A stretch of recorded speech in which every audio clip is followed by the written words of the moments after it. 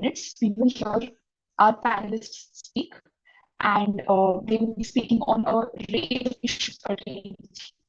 My aim in this will simply be to initiate a set of dialogues, and we hope that a natural, organic conversation unfolds out of it. Today, we are joined by two very bright, young, and talented guests, Mansi and Sarita. Both have been working in the area of coastal and ocean research and sustainability and have a diverse experience of working on the field and in policy circles. Let us get to know them first. And I believe that there is no better way of getting to know them, of introducing the panelists, than by hearing about them from their own selves. So I would request our panelists to briefly introduce themselves. Um, Please talk about, you can tell us about where you are based, a little bit of your background, and what are you doing currently in your life, and about your organization. Shall we start with Mansi, and then maybe Sarita can take on. Mansi, over to you. Yes. Am I audible? Yes. Okay. Namaste, everyone. And I'm happy that from all over the world and from every parts of the India, people have been joined. And yes, coastal is everyone's responsibility. All we know that we love to go beaches, and as I love to go beaches, and I'm living in a Mahua, which is located near the Bhavani beach. So I also love to go to the beach and everything. So basically, I studied geology. Uh, Earth science. So I get to know about the more about the oceans and mountains and as dinosaurs and different type of minerals and all these things.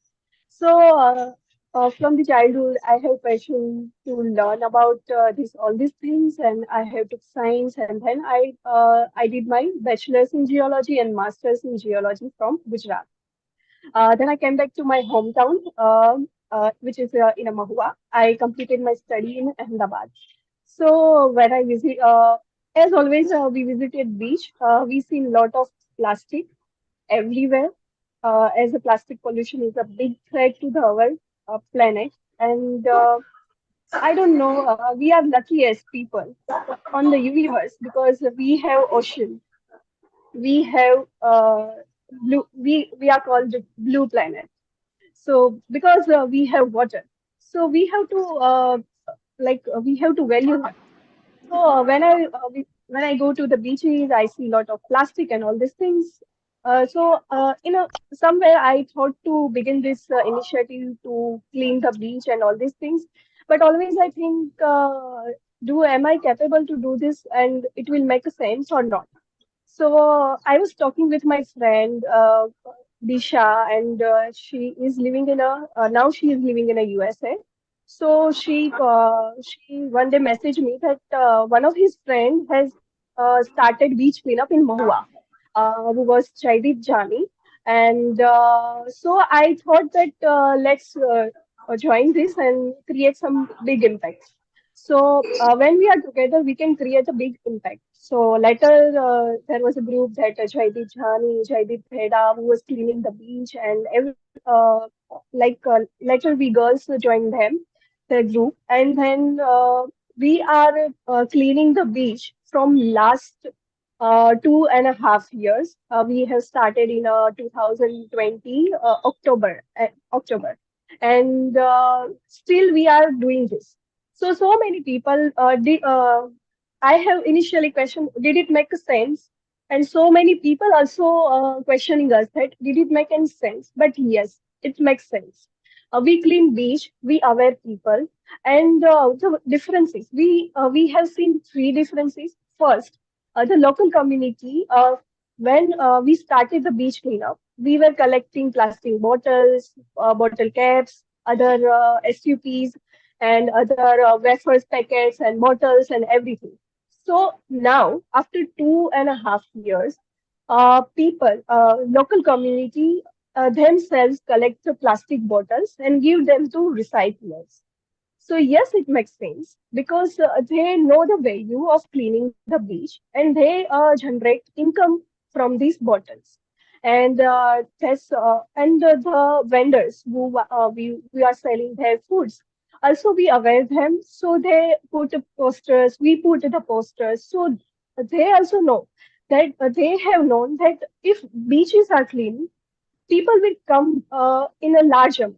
So if beach are clean and if marine biodiversity are great, so people are attracted towards. So the way the vendors also know that we have to clean the beach, we have to value we have the beach. So that was another difference. And every year we are doing a green Ganesha immersion, idol immersion, and same as here is a local deity called the Shama. So we do the same things for that boat. So what we do that we made an artificial lake, and the idol made for a POP. uh, we uh, we immersed him in a artificial lake. We make understand people to make idols from the clay. So this is not a sudden change. Behavior change is a very slow process. After 2.5 years, we have seen that 20-30 people are aware, 20-30% people are aware. But it's a lot of amount that it if it is continued to the years and years, every people do understand, it will make a sense. Immediately, we will not clean all the oceans, and immediately the change will not come. Together, we will join. People will join. We our target also aim to uh, uh, join the more and more youth into this initiative. So as we all are studying, we every Sunday, if some of the youth do not come, but where they are studying, where they are living, they will tell more 5 people or 10 people that do not use plastic. If you are using that, throw it in a dustbin. Use tote bag, cloth made bags, and that all kind of awareness and education will if youth will understand that we will create a bigger impact. And as we told that here Sarita ma'am is here and he is researching on the policy making. So there is a gap. We do not know more about the policy, and youth also do not know more about the policy making.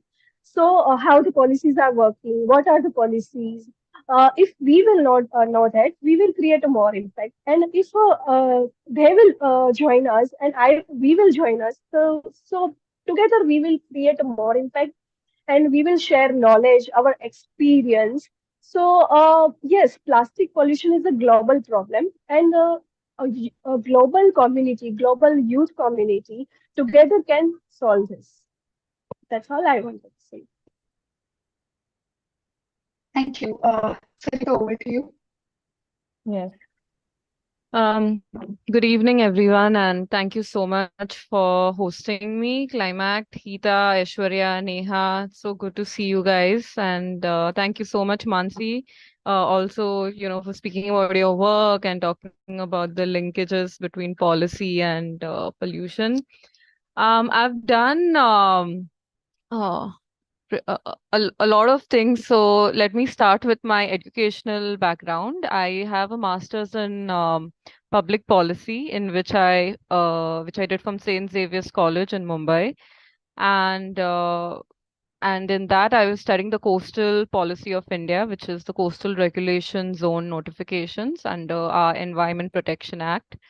Um, as I progressed, working with different organizations like Manashakti, WWF, the National Maritime Foundation, and volunteering and giving my time as consultants in some unions like the fisher unions, especially, and other organizations. I largely have started working on two, three main domains. One is on the turtle nesting beaches in Goa, and now also in other parts of India, where we basically try to help the sea turtles nest properly on the beaches, facing multiple threats. And I'll speak more about it during our conversation. And secondly, to restore degraded beaches, especially the beaches that are at risk from erosion, from man-made constructions like, fancy resorts and roads and ports and towers, without having a real understanding on what exactly is a coastal zone and how fragile it is, and how some of it doesn't come back ever if we don't really sustainably use it. I'm based out of Goa in India. This is my native home. I'm the fourth generation living on this land and speaking to you. And I did grow up though in Mumbai, which is right above, my state here. And after my thesis, I moved back home. So I work in Goa currently. And please feel free to ask me any questions on how is the experience, because contradictory to what everybody feels of it being a paradise to work in and it being an amazing space, etc. Goa has a lot of issues with one statistics that I will leave you all with, which is 50% of India's coastal violations are in Goa, the smallest state. So you can still imagine the amount of issues and the amount of work that we have to deal with. So plastic, yes, is one space that I look into, but not primarily focus on. I primarily focus on the coastal regulation zone and the implementation of it. I also work on GIS and maps now, because it's a very easy way to make people understand of what the coast is and how different it is from a forest or a normal piece of land, how it is shifting. At high tide it's more less land, low tide it's more land, and how different species, including human beings, have been traditionally and historically using it, and how we presently use it, and how it's a very good ally in terms of climate change, and helping us, adapt to the new normal that we are seeing. So thank you so much once again. And I think, Aishwarya, I have introduced myself. Yeah, I run the Ocean Network, which is my organization. We could register this organization in 2022 after we received a small micro grant from the UN Ocean Conference in Lisbon, for which I and another girl from West Bengal was selected as the only two delegates that could manage to go for the Youth and Innovation Forum there. And that's also where Hita really helped us with navigating these new spaces. And alongside, I also help the National Fish Workers Forum as a secretariat. And I run the Goa Sea Turtle program, the Goa Sea Turtle Festival. We've been doing this with the Forest Department and different stakeholders here. Yeah, and if I've left out anything, I think we can just cover it during the session. Thank you. Yeah, thank you. Thank you for the introduction, and a lot of points came out. And I must say that the two of you coming in the combination backgrounds that the both of you come from, I think it's going to be very complementing each other. Um, Anyway, let's get into the first part by just a very general discussion on coast itself. The title of the session is Future of Indian Coast or Future of Coast. How, and we all know, like Sarita, you also mentioned that coasts are a very unique ecosystem. They have features that we do not see in other ecosystems, be it the flora, fauna, the habitats, the species, and also the ways in which people reside in this ecosystem. And today, coasts are facing a lot of threats of various kinds, and we have seen a lot of them. Our audience has already mentioned in the chat. Um, how do you reflect upon the present condition of the states from your own observation and experience? And just a very brief state reflection on how do you see the future of Indian coast per se, the coasts that you, both of you, have seen in your lives, the current states, what are the kinds of threats that it is facing, and what kind of a future do you see it? Any one of you can really the remarks.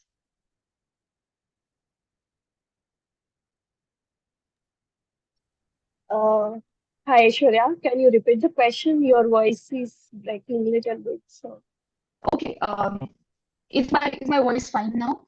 I will just repeat the question. it's just a basic general statement on if you can reflect on how do you see the future of Indian coasts based on your own observation and experience, given the kind of threats that it is facing today and the uniqueness that this ecosystem has. So, a general comment on the future of Indian coasts.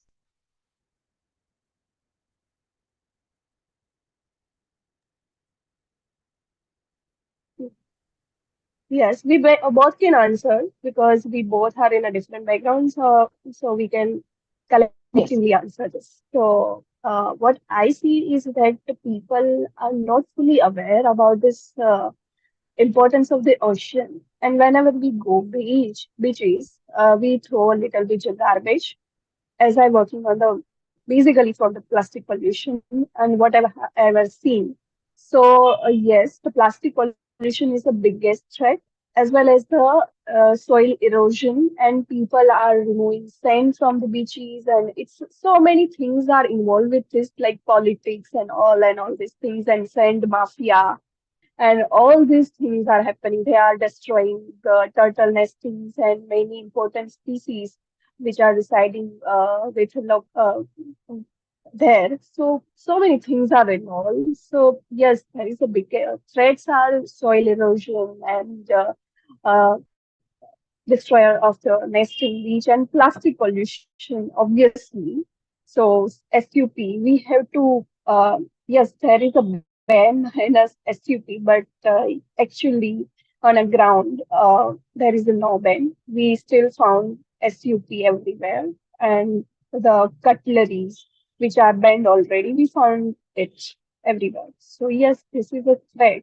And later we will talk about the solution also. But whatever I see now, the future is this.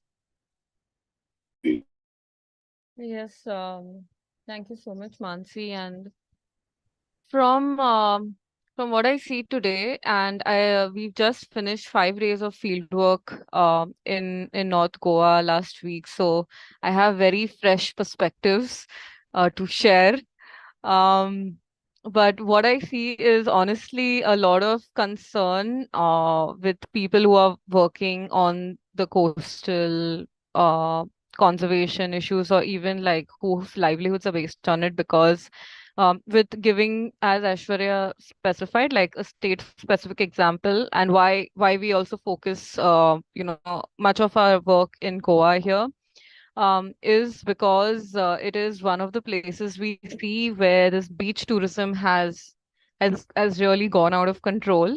Last year, statistics of the number of people that visited Goa was about 12 lakh tourists, and this is just the airport data. So we don't know land on road and railway and other means of transport, how many people really came here. And the population of Goa is between 15 to 17 lakhs. So you can imagine, like, very close to the resident population, we have the tourists coming in every December, Jan, Feb, and most of them very concentrated on the beaches, on the coastline.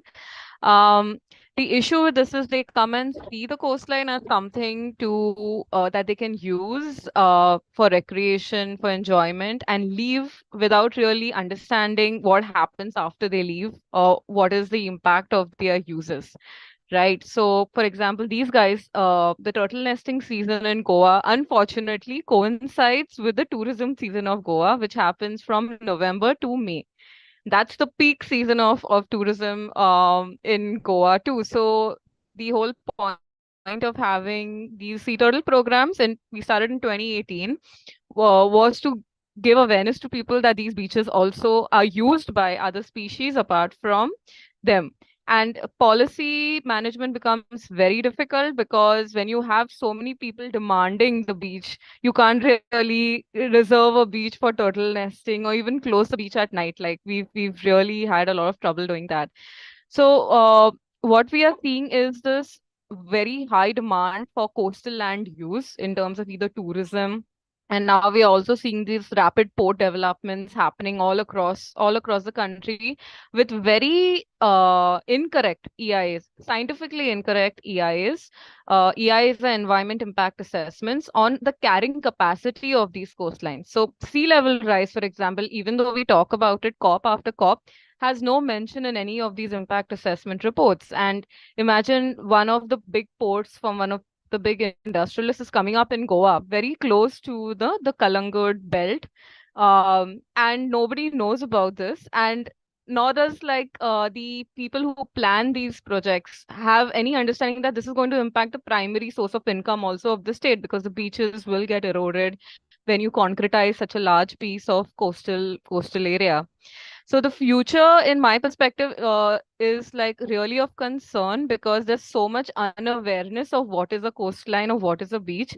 When I was working as a civilian research scholar for the Indian Navy's think tank, the National Maritime Foundation in New Delhi, I honestly wanted to go and speak to schools in Delhi just to create awareness, because a lot of the North Indian tourists that we see have very low awareness on what exactly is a beach and what are we supposed to do, or what are our responsibilities. The same way, like people from the coast have low understanding on the mountains, right? And how are we supposed to take care of this, and why are we not supposed to litter, and why do we make sure the litter is segregated and stuff. That same perspective like is missing here. So I think the concern honestly rises from the demand for coastal land use from so many people, and then because of that demand, the subsequent demand for coastal construction. We were monitoring one beach in Goa, one turtle nesting beach, and we seen the rise of about 70% of illegal construction in the no development zone. The problem is even the authorities cannot do anything, because when you have so many people coming and nowhere to stay, it's very difficult to have that conversation on like, should we demolish this? How do we demolish this? How do we regulate this? Because it happens so fast. So I think it really needs to come from the consumer, especially when we're looking at coastal tourism here. It really needs to come from the tourist, even if you're visiting as a work from home person, like living here for 3, 4 months. That awareness, if it's not there, and if it's very, very selfish and individual centric, which is I want to go to the beach and do my yoga and meditate and just go back without understanding what the space is, who uses it, and what's our responsibility toward it, it's going to get quite, it's a very concerning future for Indian coasts.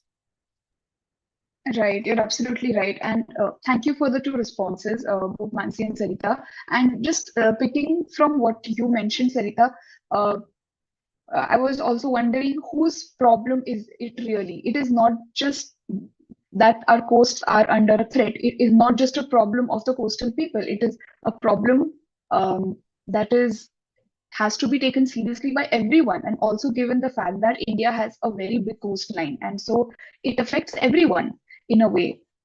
You also have shared a video with us, and I will request Neha to play that video at this point because I think it's very relevant to what you were talking about.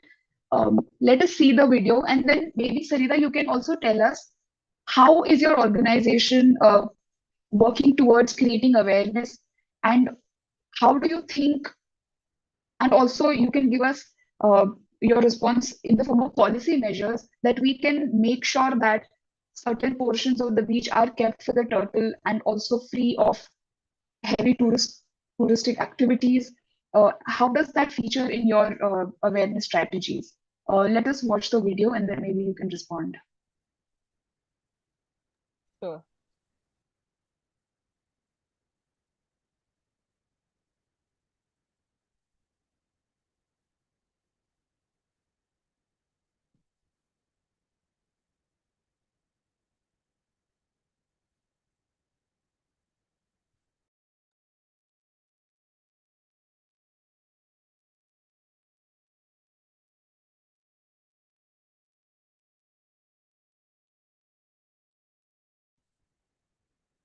I think the music is not playing.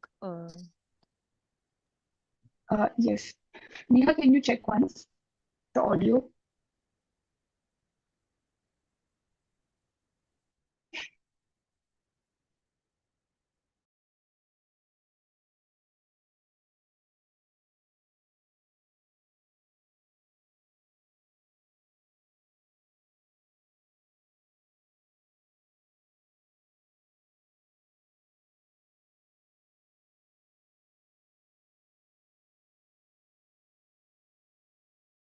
Is it audible?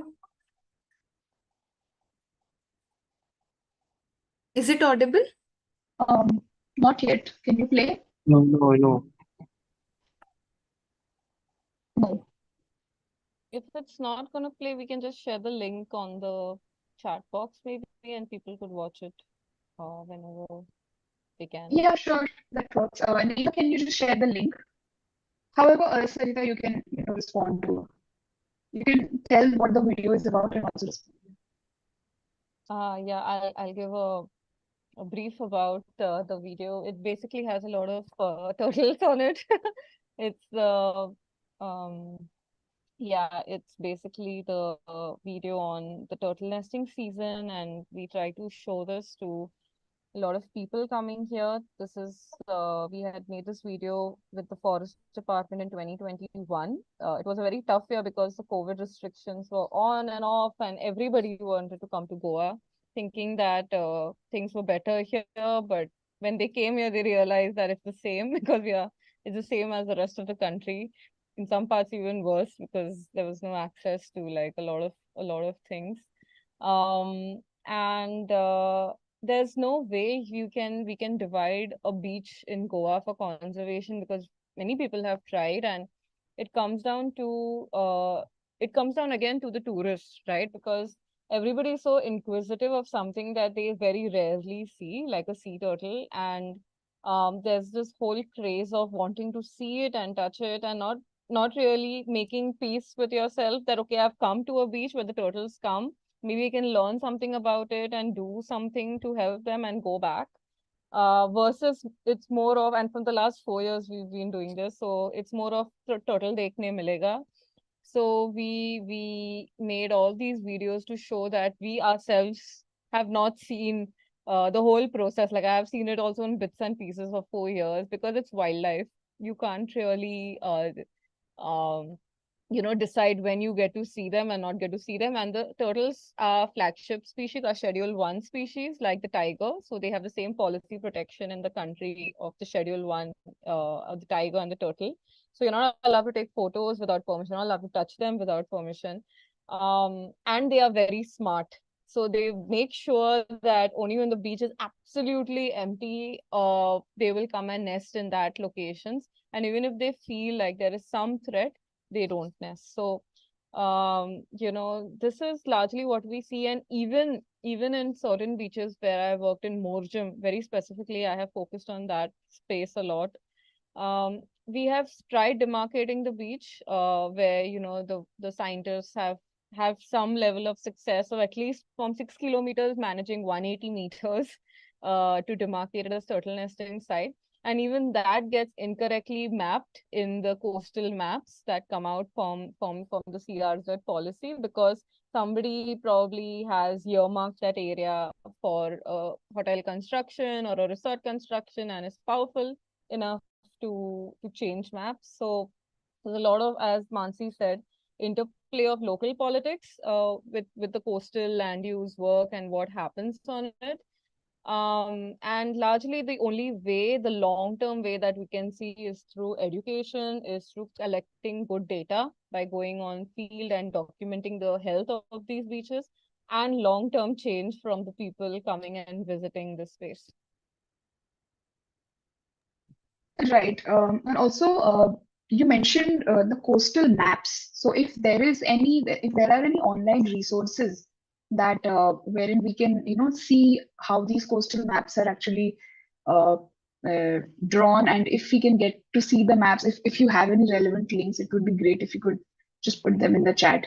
Um, Yes, sure. Just to yeah. yeah, Ayushi, yeah, yes, the turtles come back to the same beach they were born in. So if the mother turtle coming back to Moljam, she's coming back, she probably left as a hatchling like this, just the size of a bottle cap, survived for 25, 30 years through the big ocean, became from prey to predator, and came back home to continue the life cycle. So only the female sea turtles come back. The male sea turtles do not come back to the beach that they were born in to complete this life cycle. So it's even more relevant that if these few beaches don't go away, like the whole cycle will stop. They will stop mating, and the population will drastically reduce. Right. Thank you. Coming back to Mansi, and also because we have to talk about coastal communities, because the fishermen community, for example, something that is an important part of the conversation. So I wanted to ask Mansi, uh, the you work on issues like the plastic pollution, which is one of the biggest issues that the coast is facing. However, it is also an issue that is visible. Climate change is something that is an invisible issue. You can't see climate change. You know the science behind it. We know that sea levels are going to rise and that coastal places are going to be submerged few generations later. How do coastal communities, from your own interaction with coastal communities, whatever you have had, how do these communities perceive climate change? Uh, do they also see it in the same way as I would see, having read what climate change is just in a textbook, or from what my own perspective is? How do you see that coastal communities perceive climate change? What is climate change for them? Yes, that's been a very uh, good question because we interact with lots of local communities. When we communicate with them, we have to be a local. We are local, but when we talk them with a scientific manner, they will not understand. And so much scientific data are important, but when we have to take action, we have to communicate with their language, their knowledge, and their everything. And yes, importantly, they have knowledge, they know everything. They will talk about these things that before 30 years, rainfall pattern was unique and rainfall was heavy, and now rainfall Yes. patterns are not in a very much unique way, and sometimes rainfalls are very high, and yes, a frequency of the hurricanes and frequency of the cyclones are in the last 3 years we have faced two major cyclones. One is Taute, and that last one was I don't remember the name, but Taute was a very drastic. I have seen that our Mahua city is very have a very amount of coconut trees. We can say it's a small Goa because Mahua it's like a mini Kerala and Goa also. So we have lots of lush green coconut trees. But in a Taute, it was a very devastating. So the people know about these things that something are changing, so it's our responsibility that we, in a scientific knowledge, we convey them in a local language, in a local things, so the we can connect with the mass. As soon as it's also same for the plastic pollution. Before we started, after the 2 years, we have started beach cleanup. The fishermen, they also said us that now when we collect the fish, there is a less amount of plastic. Thank you. Like they said these things. And so, they also sometimes come and take the plastics. So this is the effect that we have to convince them in their language and their perspective. Also, the fishing nets. It's not like that everyone will be aware, but some of they are aware that the major problem is ghost gear or a fishing net, abandoned net. So we try to convince them that do not abandon your fishing nets in the ocean. It is harmful for the creatures and all these things. So they can understand everything, but we have to convince them in their language. And yes, they know about the climate change in their own language. That yeah, something is changing. We have to do something for them. Right.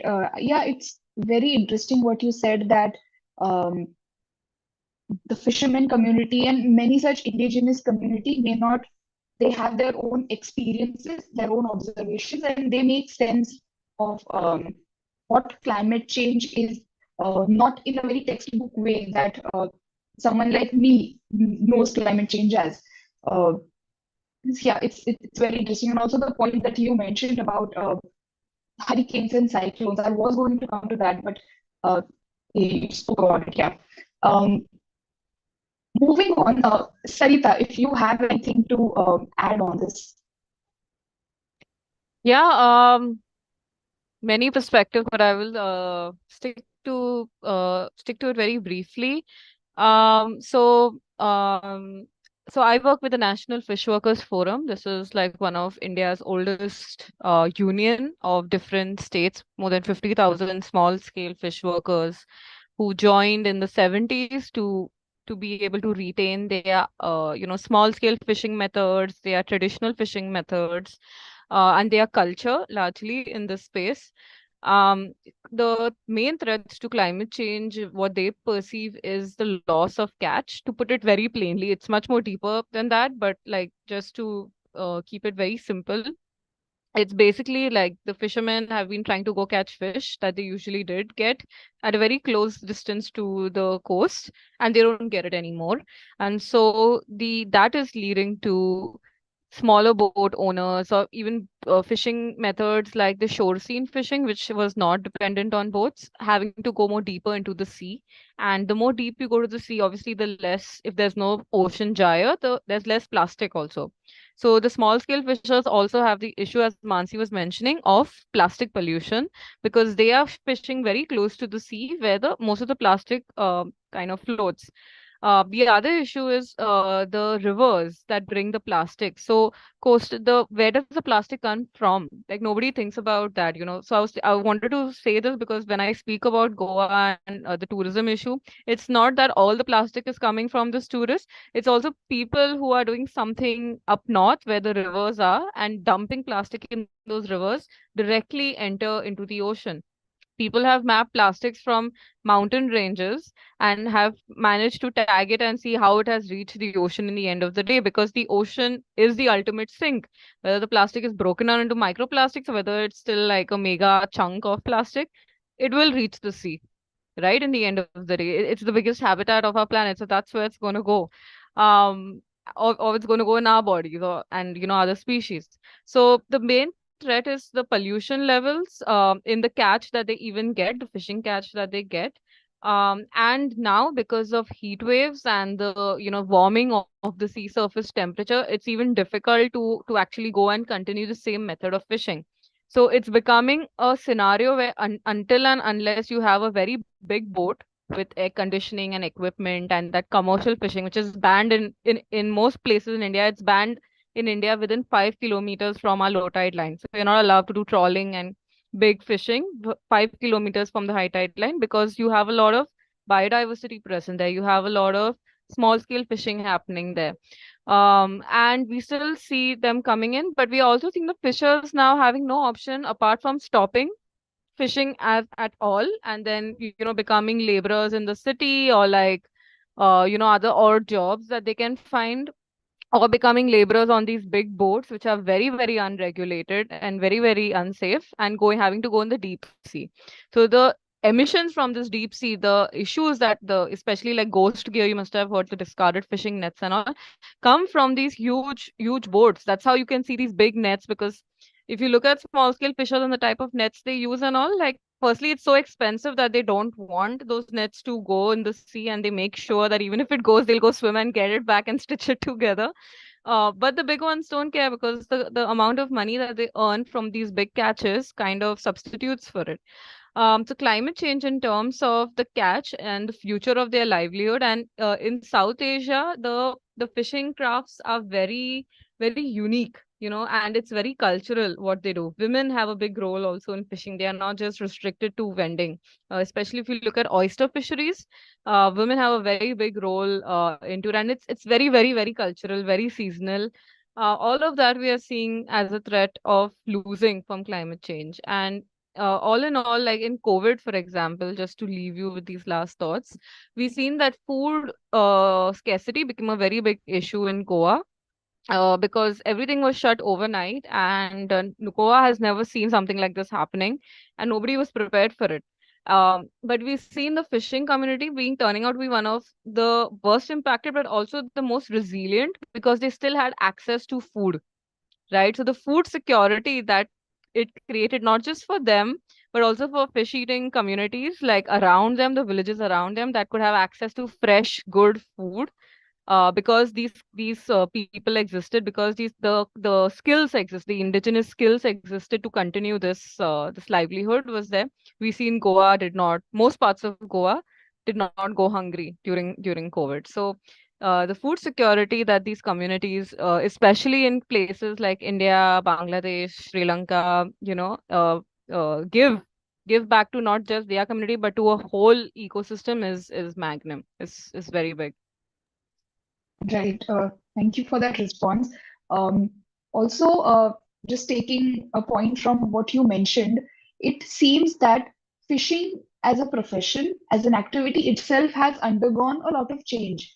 The ways in which fishing now is done, the ways in which fish gets sold, the ways in which I I get fish in the market, the places from where in which it has traveled and everything. And I think technology, access to technology plays a very important role here.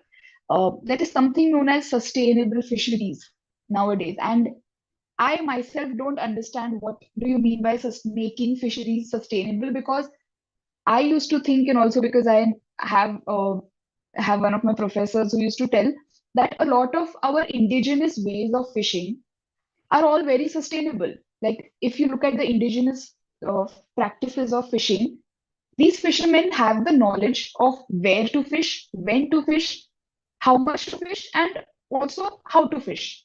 They know when to stop. They know कि अभी अगर breeding season चल रहा है तो we should not fish there.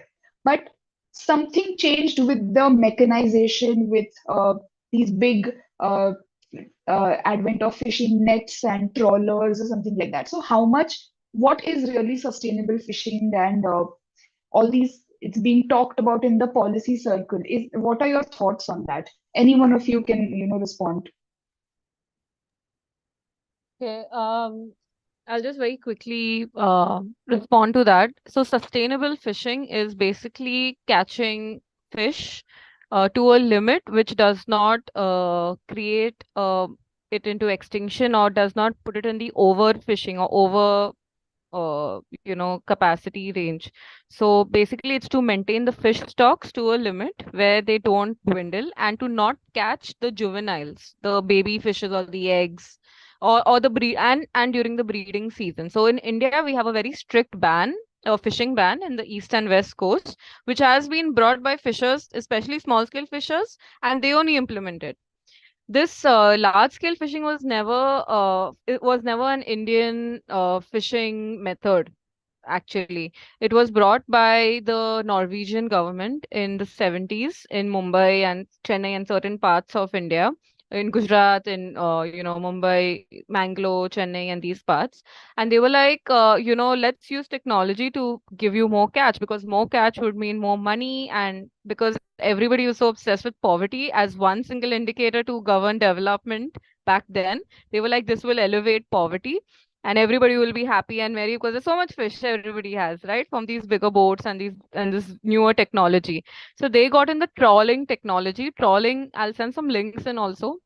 Trawling is a method which basically, imagine like a comb scrapes the flow, and there's a net attached here, and it catches all the fish possible. It also destroys all coral reefs, all kinds of dolphins, megafauna species, including sea turtles that get caught in it. And then after the fisherman has caught it, because there are very heavy fines, and they are mostly laborers. They are not like these the boat owners who actually make the money. They are laborers from different parts of the country, from outside the country too, are very scared, like, oh my God, like the boat owner will be fined. So they mostly kill it and they just throw the wildlife back in the sea, versus like actually rescuing it and throwing it back in the sea. Also, they have no training. So then we've seen this proliferation of everybody started getting loans and schemes to get bigger boats, and transition from this actually sustainable catch that they were doing into like large scale fishing. In Chennai, in fact, you speak to the fishermen in Tamil Nadu, they will tell you that the coconuts was so big that it was actually more on coconut farming and small scale fishing that used to drive incomes. The shrimp, the prawns that are the tiger prawns that are sold so expensive today was used as manure in coconut trees because they did not care about prawns. It wasn't like important to them. The coconuts were important to them, the branches, and the roofs and the sale of that they could use the coconut, different parts of the coconut for were important to them.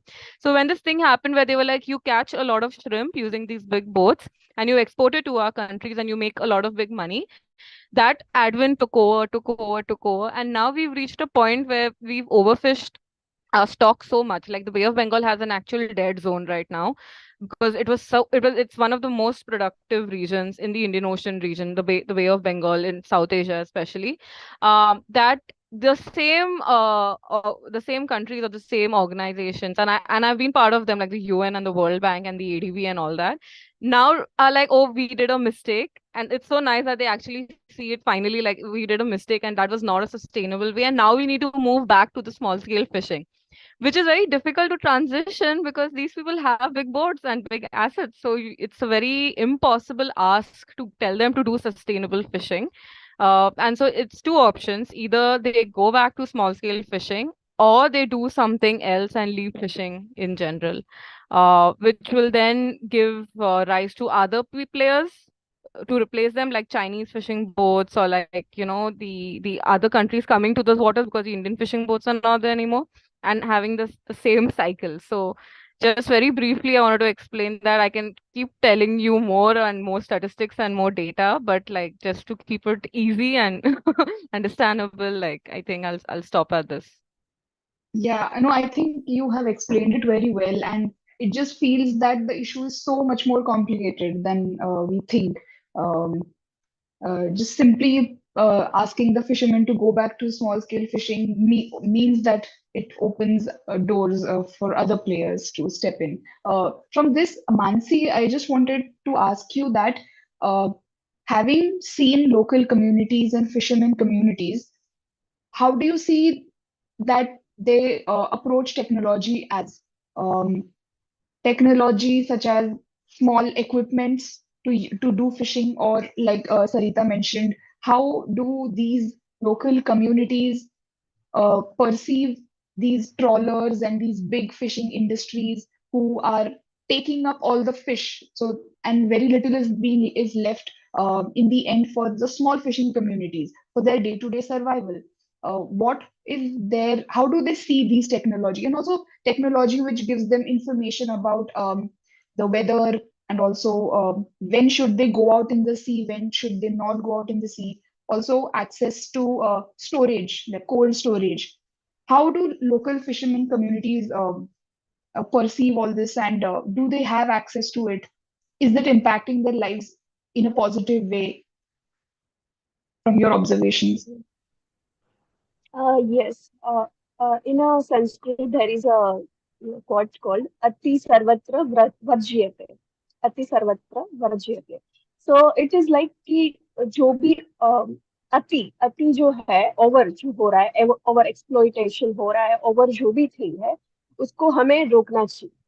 तो sustainability का मतलब ही यही है ना कि किसी zone में अगर फिशिंग हो रही है फिशरीज इंडस्ट्रीज है पर हम सारी फिशिंग अगर फिश ले लेंगे ओशन से तो मतलब वो जो सर्कल है लाइफ की साइकिल है वो नहीं मेंटेन हो. So there are so many people that asking us that we are conserving ocean, taking plastic to save ocean and save marine life. And also you are supporting the fisheries and all these things. How it's diverse to each other, but it's not like that. We have to maintain the life cycle. We can't tell lion to become a vegetarian. Okay, so it's about the life cycle we have to maintain. So yes, and coming to the topic that yes, it's impacting that large amount of that the what can we say that there are the local fishermen, and there is a commercial big brands who are doing fishing. Yes, it's also impacting. So we somehow we have to make some policies. There are policies also that in a dry zone, in a limit, you can't do a fishing and all these things. But we have to uh, like channelize some things or some NGOs to look forward it and regulating this and all these things. Or we have to aware the government, as government will not uh, yes, reach everywhere. So we have to make some things as a. I also want to put in some knowledge and some actions to regulating fisheries industries. I have seen one incident, and yes, before 10 years, Mahua, the region we are doing plastic beach cleanup, it was the nesting site of green sea turtle. Now we are not finding it anywhere. So yes, it's a hurtful, and fishermen also know this. So yes, there should be some monitoring and some regulating act to do this. Yeah, thank you so much. I do have some follow-up question on this, but I think we should go to the next segment. Neha, I will request you to play the video that Mansi has shared with us.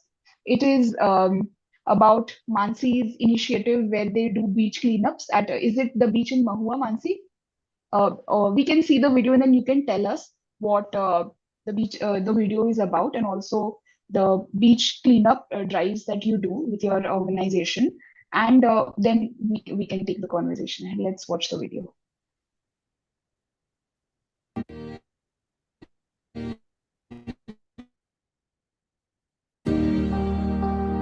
Is the video visible and the sound audible?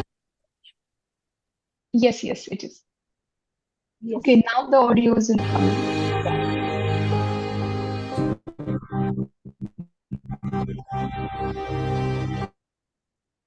It's breaking actually. Yeah, the video is breaking.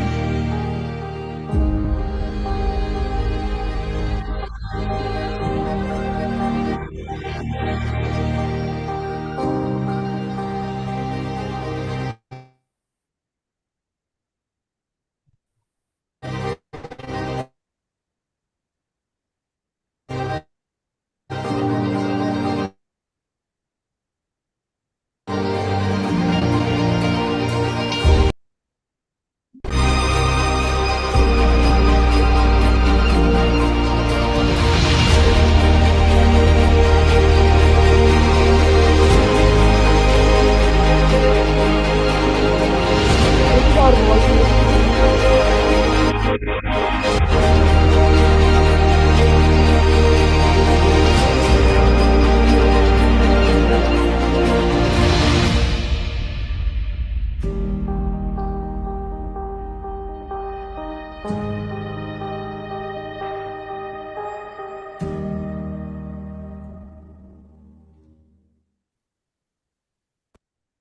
Yeah, I think the video was constantly breaking. However, we will make sure that we share the video.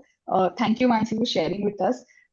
Yeah, we would like to know more about how what your experience of these cleanup drives has been. How big a team do you have, and what difference have you watched happening over the course of the 11 months, because you have been doing it constantly over this such a long period of time? And also, if you can talk about what are the challenges that you all faced while doing something like this, because we are in the end a civil society organization.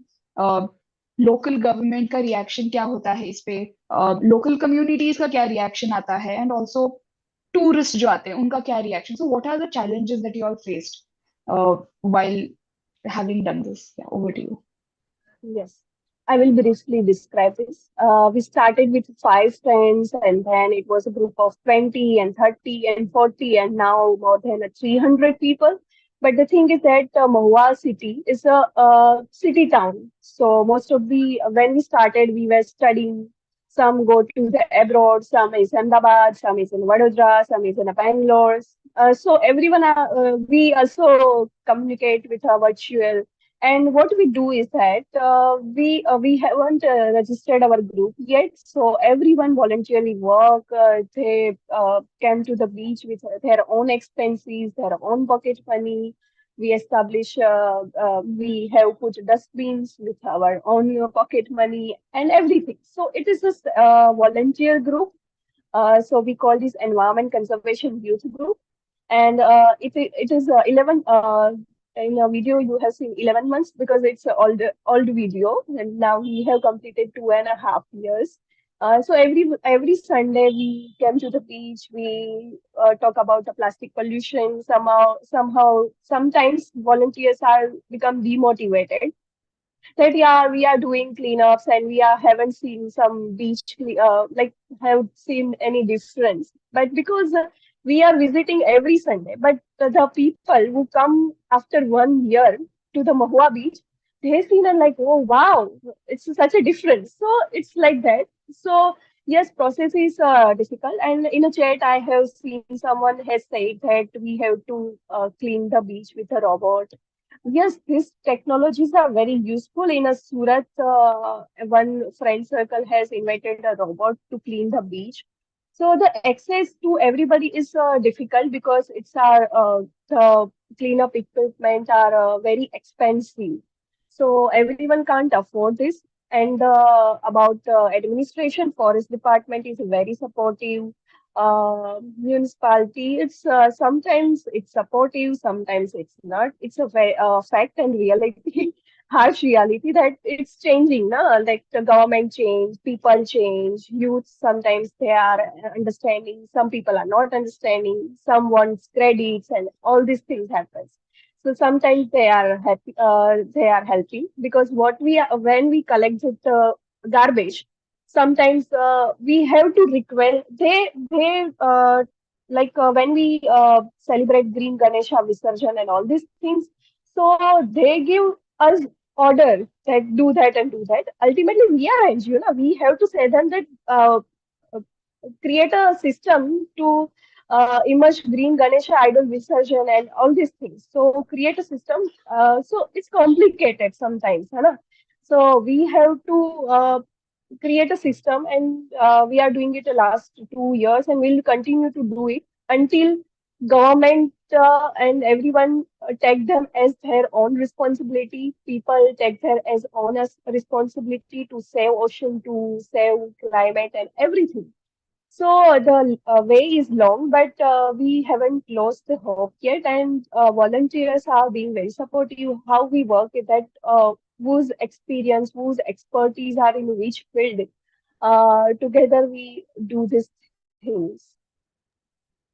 Right. No, I think the video was amazing. The kind of work that y'all are doing, and like you said rightly, initiatives like this are very slow. It's a very slow process. You see results after a very long time. And I remember because I, Neha, and Hita were had participated in a similar beach cleanup, but we just did it once in Bhubaneswar, at a beach outside of Bhubaneswar. So. That's when I actually got to see how much effort it takes to for volunteers to do that kind of a work. But again, it only takes you so far. There you need in the end some administrative support, some strict rules and regulation against throwing the plastic there in the first place. Sarita, if you have any comments on this.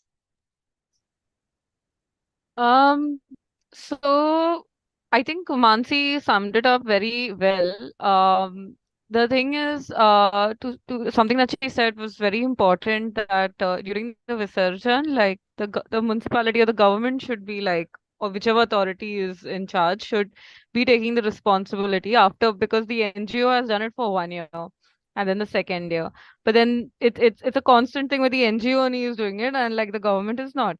My experience with Yes. working with different coastal authorities and departments, and Goa is a very small state, so everybody knows everyone here when you live here and you know you work here. is that something that requires structure and complexity, like complex problem solving, is mostly left to the nonprofits and civil society. And they're like, okay, we will just collaborate, and you guys can, do what Right. you want to do, get the funding. If there's little funding that we can give, we'll give. But this is what we can do, this is our capacity, and this is what you can do. To be honest, initially I used to get very angry and frustrated at this, but then when I started working with them very closely, I realized that they don't have the awareness, the skill set, or the experiences for them to understand the same lived experiences that I do. Right. So then, like for example, if I have a volunteer, if like I request a volunteer from the municipality, a couple of volunteers, the staff of the municipality coming for the Visarjan and volunteering for it, I think the perspective would change a bit. Maybe it may not also, but that is like taking responsibility and helping for the issue. Even but to even ask something like that, because of how Indian bureaucracy works towards civil society, which is like a very like, we are somewhere here and you are like somewhere else. It's a shifting narrative. It's very difficult to even have that ask for youth, especially as women, youth women. Um, it's even more difficult to have this ask. And we've seen a lot of issues coming out of this. So a lot of issues with the coastal maps and like the zoning of this map for turtle nesting season, and like where the shacks and all are allowed to be there. Um, the backlash is usually faced by the NGO. So any issue that happens because of the administration or because of the authorities, say not giving NOCs to shack owners, but celebrating a total festival right on the same beach, right? And it's December and they need the NOCs too, because the tourists are coming in and they make their livelihood in that 2-3 months. But you're delaying the NOCs, but you're having a turtle conservation activity. um Obviously the backlash is going to come, and the community also is afraid of, like, to a certain limit, to like backlash against authorities, government and public servants. So it's usually borne by the non-profits and the civil society groups that are in the middle of this storm. And it's a constant storm. There are like some good days, some bad days, but like the waves are pretty much there. So I think that would be the experience. But the long term would be to get more youth involved into this, because whoever becomes bureaucrats from our generation is going to become hopefully a much more efficient and more aware about this issue, and how and it will change. I'm confident that with the right experiences and skill sets and awareness, there is room for change within the young generation. Right. Thank you so much. Let us take a quick photograph at this point. I would request our audience to, if anyone can turn their videos on, we will take a quick photograph and then we continue. If it's possible, turn your videos on. Oh, great. All right. Neha, can you take the photo?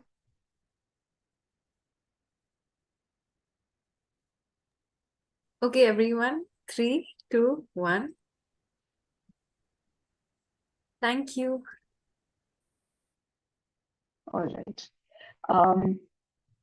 Moving on, let us before we take up a final round of closing remarks, let me just quickly go through the chat if we have any questions, or if anyone from the audience wants to ask a question at this point, you can just raise your hand.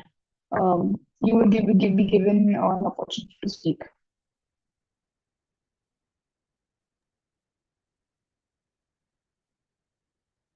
I have to say that Sarita ma'am was telling about aquaculture, which is polluting the groundwater. So she can continue Yes, that. yes. Yeah, I was waiting like for no, if no one had questions, I would just like start talking about it. Um, so aquaculture is again like it's a new thing. It's like how trawling came in the 70s. Like, oh, this is a new thing to earn like money and catch better fish, and the ocean is anyway polluted with plastic, so why go there? Why don't you fish in aquaculture ponds? Don't need the ocean for that. You just need like space or a lake or a small water body, and you need to put fish seeds and like the fish eggs, and like you'll get a lot of fish, and it'll be cleaner also. So there's all this marketing you must have come across like in different spaces when you're reading about fisheries in India. And just to give you the reality check, Haryana, I think last year, the year before that, had the highest catch of prawn production in the country. And can someone tell me what is the issue with this? Just to keep it interactive, Haryana had the highest amount of shrimp, marine shrimp production in the country through aquaculture. If anyone could just unmute and like ask, tell me like what do they see glaring in this? Also be an indicator of how well this workshop went today.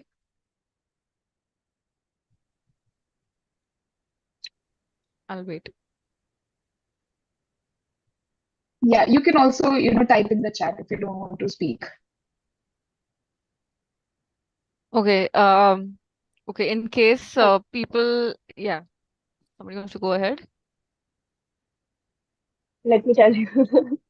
uh, in my on idea that it's a marine species shrimp, and we are founding it in a Haryana, who do not have access to the ocean. Maybe this is contrasting.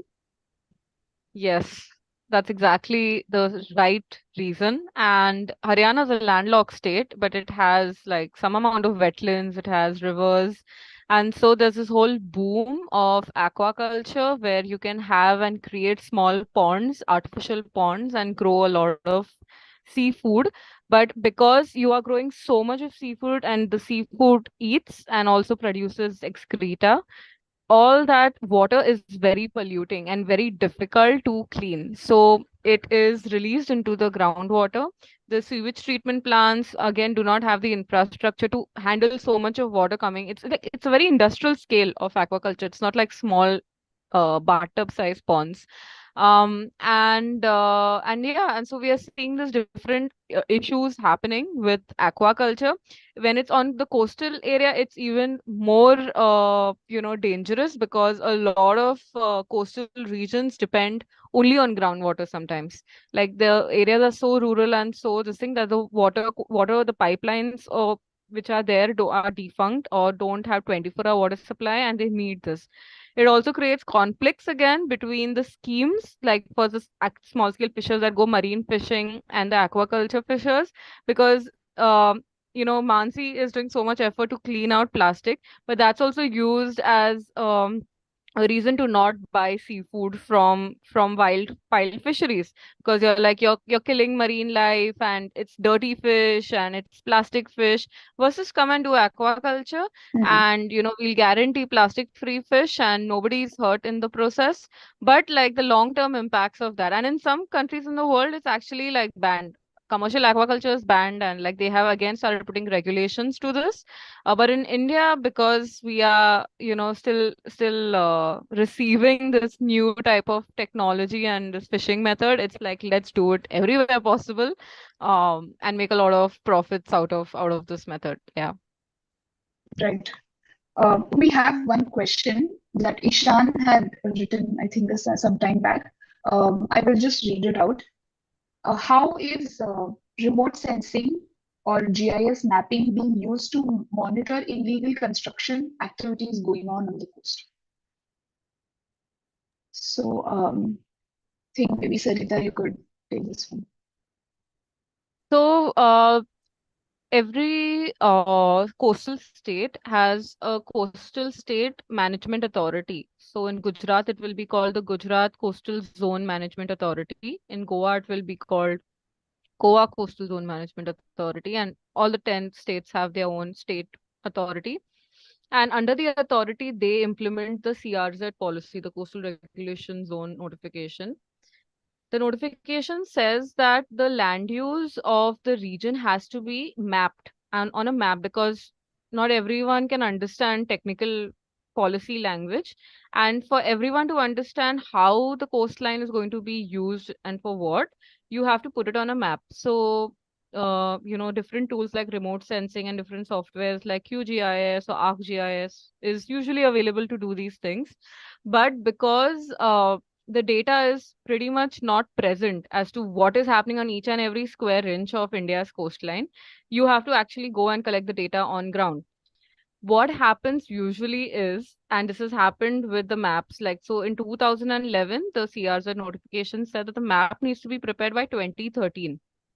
The map started getting prepared by 2016, and we had the first map being released in 2019, right? So it's such a big delay, and we thought because they were collecting data, and when we started studying the maps, and that's when I took an interest from 2019 into like remote sensing and QGIS. We understood that the methods that they used were based on a lot of secondary data, specifically Google Maps. So they were using a lot of Google Maps and different types of maps, the Survey of India maps, which also have mistakes that have not been corrected. And Google Maps show kacha roads as pakka roads, or things that actually don't have existence, but somebody pinned it there, so it's showing up. And so there were tremendous amount of mistakes in these maps. These maps go to the public, and there's a public hearing. And y'all should just I'll try sending some links, but anybody should just Google Goa public hearing for CZMP, and you'll see a bunch of comments coming from people.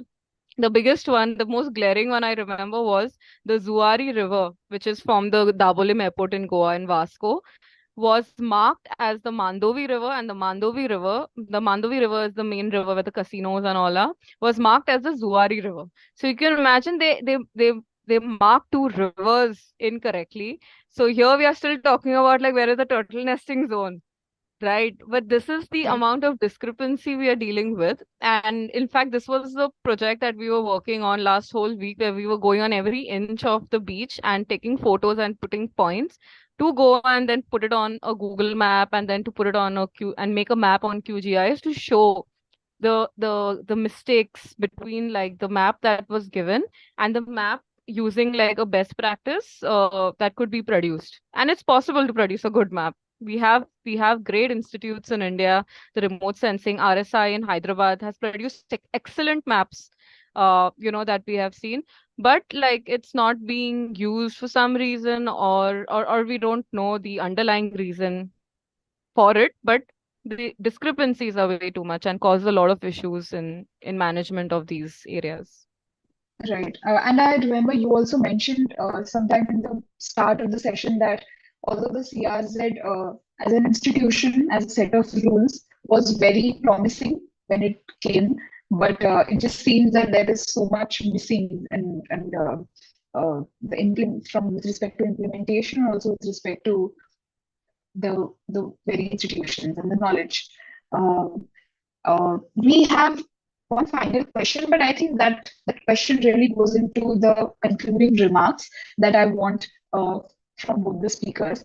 So let's take some concluding remarks. I would like the speakers to really share their final thoughts, and also thoughts on how we as individuals and members of the community can take coastal sustainability seriously, work towards the betterment of the lifestyles and the livelihoods of the coastal communities. There are any volunteering opportunities or anything really that we as individuals can do in terms of increasing our knowledge and also acting on it. If there are any resources that you would like to share, and also please feel free to share your contact details in the chat. There's the audience, anyone from the audience would, if they want to contact you. And let's take concluding remarks from maybe Mansi first. And if Mansi, you could tell us if there are ways of participating in your organization as a volunteer. Yes, sure. First thing I wanted to tell you, start. If you find there are so many groups, there are so many youth. We are working. We are Environment Conservation Youth Club. We are working in a Mahua. There is a work group in a Jamnagar and Mandvi and in a Mumbai. There are so many people are doing it. Start, because when you will join them, you will get knowledge and everything. And if you are afraid of starting with group, and if even you are facing some hesitance, So start with you. We have started a campaign to start with you, some small efforts to decrease plastic and start. Just go to the beach and pick up the plastic and tell your friends and create your own group. Because it's not like that a fancy thing and fancy cleanups. You saw that you have some big banners and you will create an impact then only. No, it's not like that. You just start with your friends and everything. We have started with this way. And yes, there are so many challenges when you can you submit your work, just your organization. They can submit your work in your organization too. And like there is a United Nations challenge that is a tight turner plastic challenge where you get to know about plastic pollution and you can submit your documents, your work. So you can as you can recognize recognized by the international platforms as well. So try to capture pictures, and I'm not telling that just go to the beach and just taking pictures. Not like that way, because so many fancy cleanups are going to happen for only photo shoots. So I am totally like disturbed with this because so many fake activism, fake cleanups are going, fake things are going to happen. The initiative like that Swachhata Hi Seva, which is running by the Prime Minister and initiated by him, the aim is very good, but the people who are doing this, so many people, it's not like that. They are just doing photo shoot. So, yes, I do not have to tell this, but this is actual ground reality that so many fake campaigns are going to happen. So, it's our choice that we have to make a name, fame, or we have to create a actual impact because it's in our hand. It's not a difficult thing to just take a photo and putting in a social media. I have done cleanup. It's very easy, but doing the efforts, doing consistency, making a actual impact, you will have lots of ups and downs, and you have to deal with the governments and everything. But be ready for this, and eventually this journey will take you to lead to the ultimate destination. Have your aim, pure aim that I have to uh, contribute my a little bit in this environment journey. So start. Thank you. Um, Sarita, can one of our audience members wants to speak? So can we take his Sure, first and sure. then maybe? Yes, Vishal, please go ahead. Hello. Yes, हाँ, आवाज आ रही है क्या मेरी? जी आ रही है। Okay. मुझे सिर्फ कुछ ही कहना है। मैं मानसी जी के सिटी से हूँ, महुआ से। और हाँ, उन्होंने जो बोला ना वही मैं सिर्फ अपना मेरे ऑफिस का भी दिखाना चाहता हूँ, 2 मिनट। चेंज का उन्होंने बोला ना, तो ये मैंने अपनी ऑफिस में ही रखा हुआ है। जस्ट आपको बताने के लिए, ऑलरेडी मैंने प्लास्टिक का ही रखा है। सिर्फ अलग से प्लास्टिक का वो बैग रखता हूँ। और ये बॉटल्स है अलग से। और ये मैंने रखा है सिर्फ वो क्या बोलते हैं, पानी जो हम हाथ धोते हैं वगैरह, कुछ ऐसा मतलब वो अ, जो ऐसा पानी वेस्ट करने का वैसा ही होता है। तो आई थिंक जो मानसी जी ने बोला, तो मैं उसके साथ एग्री हूँ। तो पहले तो अपने हिसाब से खुद से ही स्टार्ट कीजिए। और मैं उनसे ही देख के सीखा हूँ, उनसे, जयदीप भाई से। दोनों जयदीप भाई जो हमारे महुआ के सिटी है, मैं उनसे एक बार मिला हूँ, एक ही बार मिला हूँ, क्योंकि मेरा जो कामकाज है तो उस हिसाब से मैं टाइम पे नहीं जा सकता वो बीच क्लीनिंग पे। लेकिन फर्स्ट प्रायोरिटी मैं वही बोलूंगा कि हम लोगों को खुद से ही डिसिप्लिन होना पड़ेगा। कि चलो, अगर मैं बोलता हूँ कि चलो भाई, मैंने ये प्लास्टिक का या भी कोई भी कचरा है, मैं एक सेफ जगह पे या अलग से मैं उसको डाल देता हूँ। और जिसको हम बोलते हैं सार्वजनिक रूप से हम नहीं डालना चाहिए। और दूसरी बात, थोड़ी देर पहले ही बोला था आप लोगों ने कि हम लोगों को अवेयरनेस करना है। तो मैं क्या करता हूँ, मेरे आसपास के जो लोग हैं मैं उनको ही समझाता हूँ। काफी बार ऐसा होता है कि वो लोग हमको सामने समझाते हैं कि तू बड़ा वो है सुधरने वाला, तेरे सुधरने से क्या होता है। आ, जैसा चैलेंज मुझे भी आता है। तो मैं तो अभी इन फील्ड में थोड़ा सा नया हूँ, लेकिन जयदीप भाई, दोनों जयदीप भाई और मानसी जी से मैं थोड़ा थोड़ा सीख रहा हूँ। तो बस मुझे यही बोलना था। तो मैं मानसी जी तो आपको बोलना चाहता हूँ कि तो आपने और जयदीप भाई ने दोनों दोनों ने ये जो स्टार्ट किया है, तो उनका असर तो हुआ है।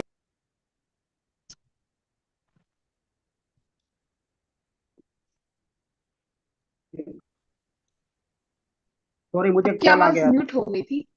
नहीं नहीं, वो मुझे कॉल आ गया था, मैंने वो डिस्कनेक्ट कर दिया। तो ओके। मुझे सिर्फ यही बोलना था कि आप लोग जो बोल रहे थे कि मैं बीच में थोड़ा काम दिया था, मुझे बार बार कॉल आ गए थे। तो मैं इतना बोलना चाहूंगा कि अभी के लिए मैं तो इन फील्ड में नया हूँ, लेकिन स्टार्ट बोल करना तो पड़ेगा, पहले तो खुद से ही स्टार्ट करना पड़ेगा। ठीक है। ओके, तो मुझे सिर्फ अभी के लिए तो इतना ही कहना था। Okay, thank you so much Vishal. Thank you हाँ so जी। much. Um, yes, Sarita, finally, your final thoughts. Yes, thank you so much Vishal ji. और वो आपने जो दिखाया बहुत अच्छा लगा। बहुत रेयर होता है कि जूम में हमें देखने मिलता है कि पार्टिसिपेंट्स का क्या एफर्ट्स है, उन्होंने क्या ऑब्जर्व किया है। तो yes, thank you so much. Thank you. My final thoughts would be My final thoughts would be that we have to make ourselves more aware. Awareness अगर नहीं रहेगा तो आपको पता ही नहीं कि इशू क्या है, तो आप करोगे कैसे कुछ उसके बारे में, है ना। तो I think that is and बहुत सिंपल लगता है कि अवेयरनेस, ठीक है, अवेयरनेस सुन लेंगे, कुछ नहीं, बट एफर्ट लेके awareness, like actually going to the beach, going to Bhavani beach, या तो आप गोवा आओ और अलग नजरिए से देखो कि क्या हो रहा है। ये मतलब अभी जो आपने सुना कि इतना जो वायोलेशन होता है बीच के पास, क्योंकि लोगों को बस बीच पे ही रहना है। मतलब बीच मतलब दरवाजा खोले और समुंदर दिखे बस वही वही जो डिमांड रहता है सब जगह पे। अगर वो ही होता रहेगा तो बीच ही नहीं रहेगा, और जो बीच भी Hmm. रहेगा वो इतना गंदा हो जाएगा क्योंकि Hmm. सूएज का पाइपलाइन नहीं रहेगा ठीक से, प्लास्टिक का मैनेजमेंट ठीक से नहीं होगा, और सब ऐसे गंदगी में रहेंगे और गंदगी में सेल्फी लेके करेंगे। जो मानसी जी ने बोला, जो फोटो लेके करते हैं लोग, उसको हम ग्रीन वॉशिंग भी बोलते हैं। और ओशंस में हमने उसको ब्लू वॉशिंग दिया है क्योंकि ब्लू है हमारा Hmm. ओशन, पर उसको हम ग्रीन वॉशिंग के नाम पे बोलते हैं। जो लोग बस फोटो लेने के लिए करते हैं या तो बस करने के लिए कुछ करते हैं, पर उनको समझ में नहीं आता। जैसे विशाल जी ने बताया कि उन्होंने पानी तक जो वो यूज किया उन्होंने अलग से रखा है, वो अगर समझ ही नहीं है तो कैसे होगा, कि कैसे करेंगे कोई।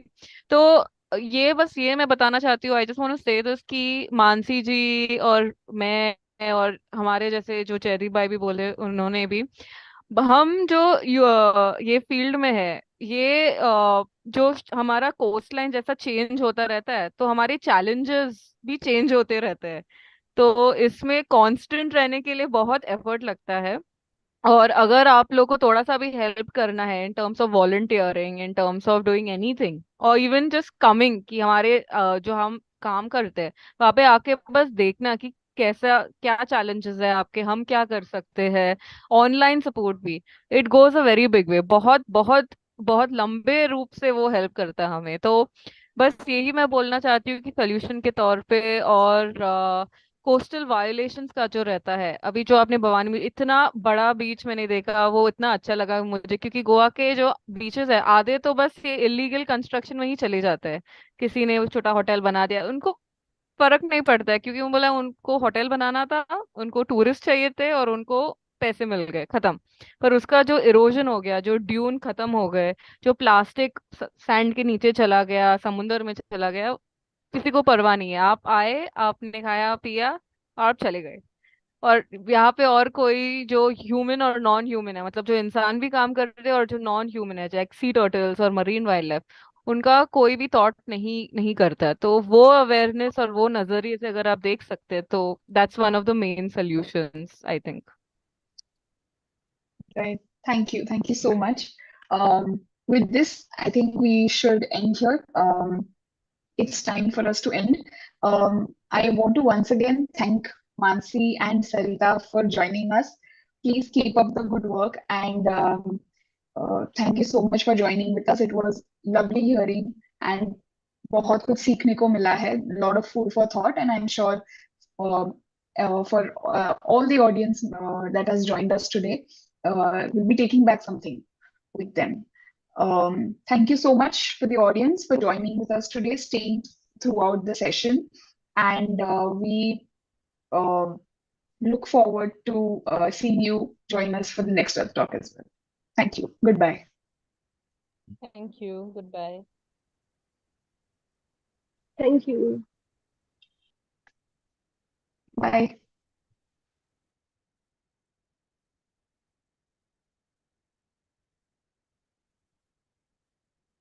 Bye, everyone. Thank you so much.